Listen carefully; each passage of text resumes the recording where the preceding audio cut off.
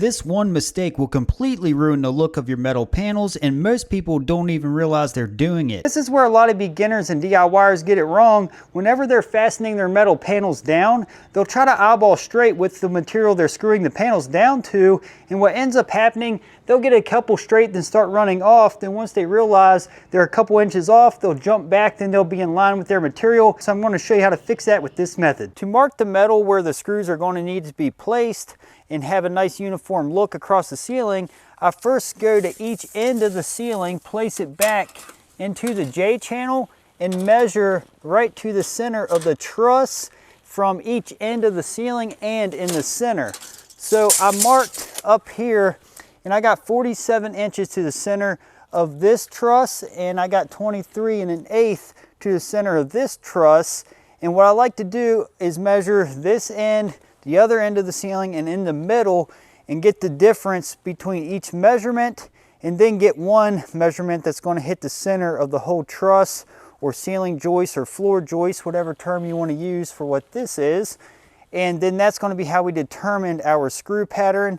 And for instance, this measurement was 23 1/8, the center was 23, and then the very end was actually 23 5/8. So we took the average that's going to work for all those, and that's how we came up with that measurement, and we did that for each joist. So we'll keep that in mind, and now we're going to mark our metal. Here's the ledger of all the truss measurements to the center in order in which I got to place the layout on my metal and then make the mark for the screw. With that being said, this technique that I'm about to show you is something you may not want to do if you're not wanting to mark all of the metal at once, because I will be drilling holes where all the screws go. And after you drill a hole in the metal, the hole's going to be there and you can't fix it. So if you're not confident in doing this method, definitely don't do it. And you can just screw a screw right in the center of the truss and then use a straight edge in order to mark the rest of them. But you might not have perfectly straight screws whenever it's said and done, you're looking down it, but it's something you don't have to worry about messing up all of your metal at one shot. So keep that in mind if you're not comfortable with doing this method. All right, let me show you how I'm going to do this. With my ledger in hand of all my measurements, I'm first going to take my tape measure, hook it on the end of the metal after the whole pile of metal is lined up flush on this end. And I'm going to put a screw right in the center of each one of these flats in order to secure it. And I would run my tape clear down to the end of the metal, but for this demonstration, I'm just going to run it to here for now. And then I'm going to take a permanent marker or anything to make a mark, and I'm just going to eyeball the very center of this flat. My first measurement here is 23 1/2. So I'm going to find 23 1/2 and just make a dot right in the center here. And that's going to be the center of the truss or close to it to put through all the metal in one shot. So with that being marked, I'm going to move this out of the way to show you how I'm going to make the marks through all the metal. I'm just going to take a punch and a hammer, hold it right on that mark, and then I'm going to hit it with my hammer. Hit it a couple times, and then that's going to dimple through all the metal. So you can just stop here and keep the dimple, and then that dimple is going to be through all the metal sheets. Or you can take an 1/8 inch drill bit now that you have a dimple and drill right through all the metal, and that way you'll have it marked very clearly and it's easier to start your screw. So I'll show you that as well. Something very important I should mention here, make sure you're pulling off the right side of the metal when you make your marks. So obviously I'm pulling off the side that's going to go up against where I pulled my measurements from, but that's something to keep in mind. Make sure you're pulling off the right side of the metal. So now we can take our drill bit and drill through this if we want an easier way of seeing the holes.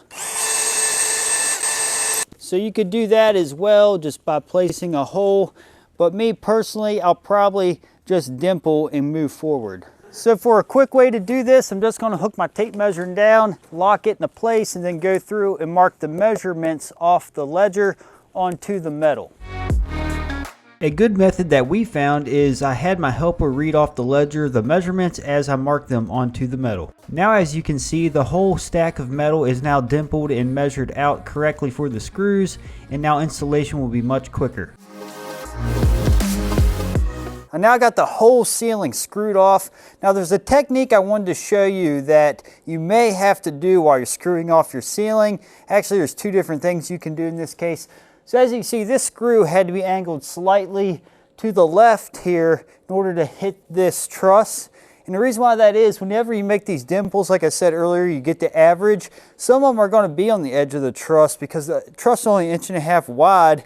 And that's why you got to pay attention when we do this method. But if you take a look, this screw had to be angled slightly in order to hit that truss. So that's something that I had to do a few times doing this, but all in all, worked out great. And another thing that I used to work for a steel building company where we did post frame and installed a lot of metal.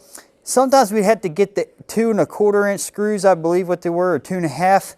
When the truss really missed, we had to take the longer screw in order to hit the truss or the purlin that we were screwing to. So that was another technique. So if they're off that bad, there is that option as well.